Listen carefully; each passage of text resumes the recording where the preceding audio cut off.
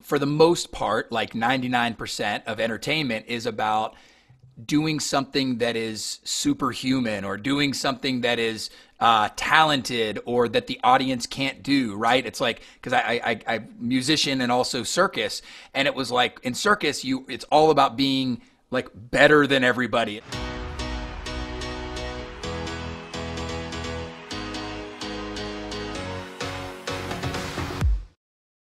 When the boys were babies, I remember wearing Elijah on my chest, and I had one of those like baby Bjorn pouches, and I would wear him on my chest, and I would be on calls with like the people in the leadership team from like a global company or something, and they've got like their top 20 leaders, and I'm on the call, and I've got Elijah on my chest, and I remember this one particular moment where I told everybody, I said, "Hey, I just want to let everybody know I'm on daddy duty right now. And if you hear something that sounds like there's a baby crying, it's because there's a baby crying, and he's on my chest right now." And everybody was like, "Oh, that's so cool."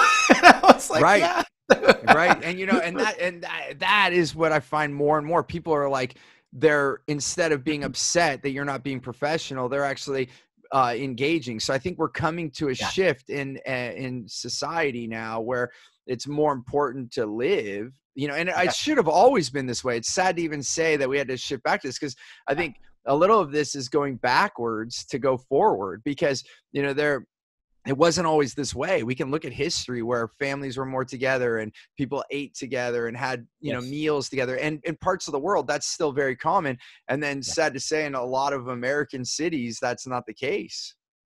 And I think it makes me think of like really, and I know this word is kind of diluted, but authenticity, that word comes to mind to me. And there's a lot of versions of it that I've heard thrown around, obviously, but I feel like there's this authenticity that people are seeking now. And that's why YouTube has become so popular, because it's more authentic. It's more real. It's not ultra choreographed, and, it's not perfectly polished and manufactured and made to look, holier than thou, right? Or like on this pedestal. It's more relatable. And I feel like people are seeking more of an experience and a connection than like a lecture or being talked at or, told what to do or any of this stuff. It's like we influence by that authentic connection with people.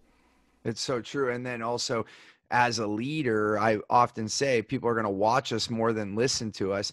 And so to be seen authentically and not to sugarcoat it, then it becomes real. And, it's crazy as a speaker myself, one of the biggest compliments I've gotten in the last couple of years, I come off stage, people go, "You're so real."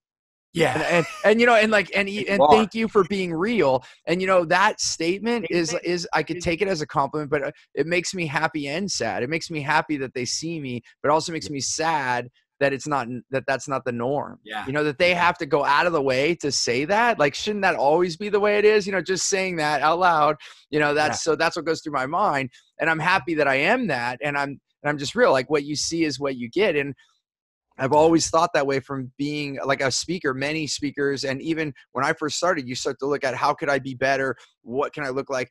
I make fun of myself on stage. I'm like, "Oh, I messed that up," or I make up a word. I'm like, "I don't think that's a word." And everyone goes, "Yeah, that's not a word, Steve," from the audience. And I'm like, "Okay," and I just keep rolling with it, because I think the more we put ourselves on a pedestal like that you brought up, like, then we remove ourselves from others instead of being we want to be with people, not talk to them, not be above them, so I love what you're saying. And then I think this goes back to what Patagonia says, what you're finding in your own experience is the more that we're real and authentic, right? Like that we're just showing our life and being real. Hey, I am a dad, and yes, I have a kid strapped on and I'm here for you, and I'm here for you, Yeah. Yeah.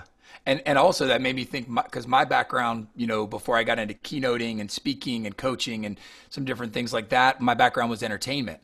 And the whole, for the most part, like 99% of entertainment is about doing something that is superhuman or doing something that is talented or that the audience can't do, right? It's like, because I musician and also circus, and it was like in circus, it's all about being like better than everybody. It's like, whoa, did you see that? That was amazing. How did they do that? They're so talented, whatever. The whole game or gimmick or strategy is to be so much like better than the audience, you know?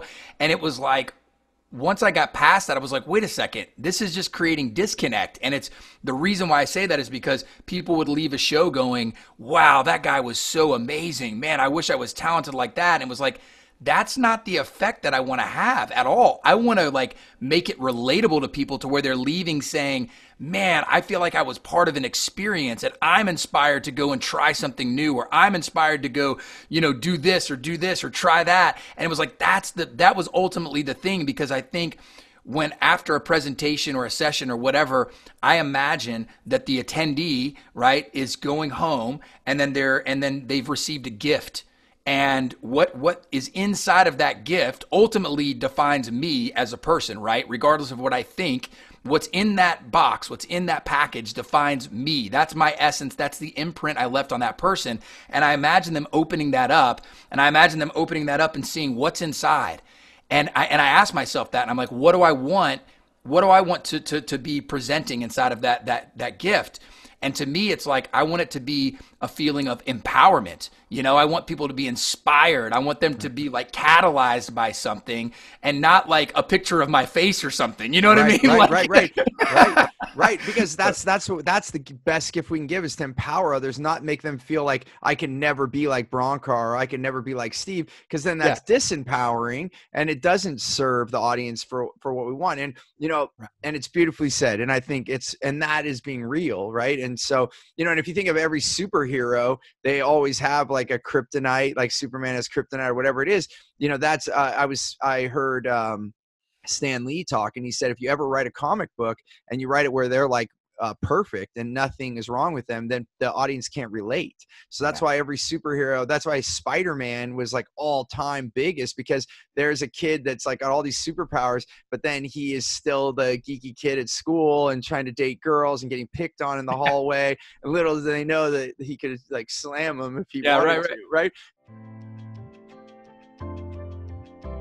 Hey there, I want to give you something really big. It's called Clear Path to Customers. It's the way that we get the right language to get the right client. I like to call them your wow clients, so that you can have more results, more revenue, more raving fans, and more referrals. And I want to give this to you absolutely free.